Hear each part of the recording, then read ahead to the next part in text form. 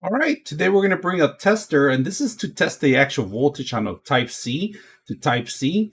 If you guys see input Type C and output is a Type C. They give you this little module. It's the smallest module I've seen. It fits in the palm of my hand. Also, they give you a screen protector for the actual display port, the LCD display port. They give you a little cover for it. So we're going to actually set that up, and then we're going to test it out on the actual power adapter here to see how much voltage. And these are different voltages. We're going to test it out. All right, just put the LCD protected cover. All right, and of course they give you the manual too. So if you want to know more features about this thing, there's a great information about this, and there's great videos out there that you can actually inform yourself. So, and this one's demonstrating how much power is coming out of that system. So right now we could do 5 volts, if you guys can see, out of it.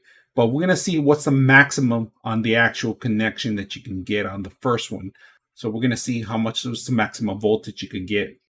All right, we're gonna actually charge our actual Surface, all right, laptop. We're gonna plug it into the first one to the 140 watts, all right.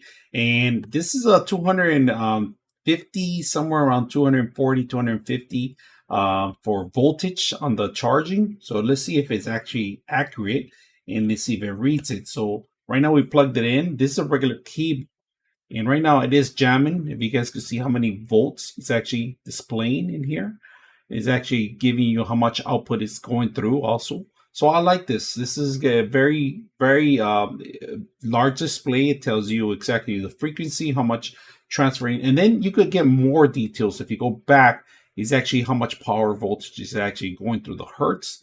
So if you click on it twice, it takes you back to the main one. You could even click on it to give you more details. So it's actually telling you how much more information here if it's heating up the actual module itself. So you can always go back. It's jamming. It's actually giving us information on how much power we're actually transferring to a laptop.